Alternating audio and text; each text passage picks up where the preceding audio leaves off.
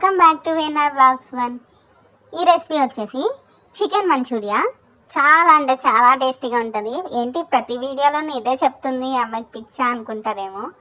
నేను చేసినవన్నీ బాగుంటాయని నేను అనుకుంటున్నా, అండ్ మా ఫ్యామిలీకి కూడా నచ్చుతాయి. మీరు ఒకసారి ట్రై చేయండి, నచ్చకపోతే నా ఛానల్ని అన్సబ్స్క్రైబ్ చేసేసుకోండి. ఇంకా వీడియో స్టార్ట్ చేసేద్దాం. నా ఛానల్ ఎవరైనా కొత్తగా చూస్తున్నట్లయితే నా ఛానల్ని సబ్స్క్రైబ్ చేసుకోండి. వీడియో పూర్తిగా చూసి లైక్ చేసి కామెంట్ చేసి వెళ్ళండి. ఇంకా వీడియో స్టార్ట్ చేసేద్దాం. నేను 1/2 kg బోన్లెస్ చికెన్ తీసుకున్నాను. మంచిగా క్లీన్ చేసుకొని పక్కన పెట్టుకోండి. చిన్న చిన్న పీసెస్ కింద కట్ చేసుకోండి. పెద్దగా ఉంటే చిన్న చిన్న పీసెస్ కింద కట్ చేసుకొని 2 tablespoons spoons chilli powder and garam masala, నేను తందూరి చికెన్ మసాలా వాడుతున్నా, 2 tablespoons వేసుకోవాలి. 2 tablespoons మసాలా వేసుకున్న తర్వాత 1 tablespoon సాల్ట్ వేసుకున్నా అండ్ 1 tablespoon అల్లం వెల్లుల్లి పేస్ట్ వేసుకొని 3 tablespoons కార్న్ఫ్లవర్ వేసుకొని ఒక ఎగ్ అయితే బ్రేక్ చేసుకొని బాగా మిక్స్ చేసుకోండి. బాగా మిక్స్ చేసుకున్న తర్వాత కొత్తిమీర వేసుకొని పక్కన పెట్టుకోండి. ఇప్పుడు స్టవ్ ఆన్ చేసి స్టవ్ పైన బాండీ పెట్టి డీప్ ఫ్రైకి సరిపడా ఆయిల్ వేసుకోండి.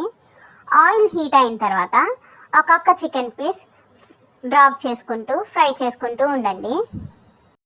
పీసెస్ అన్నీ గోల్డెన్ షేడ్ వచ్చేంత వరకు ఫ్రై చేసుకోండి. ఇలా అలానే మొత్తం చికెన్ పీసెస్ అన్నీ ఫ్రై చేసేసుకోండి.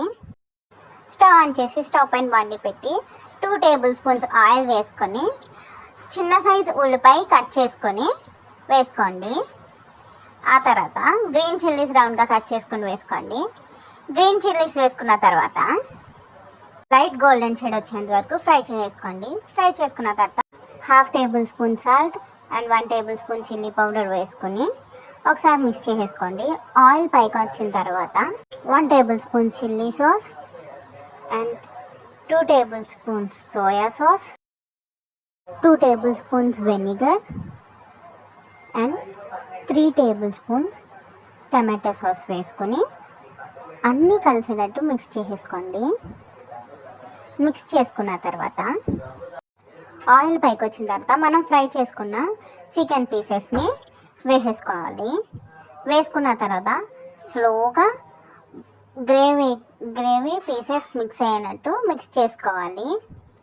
కొంచెం కొరియాండర్ వేసుకొని మొత్తం మిక్స్ చేసేసుకోండి.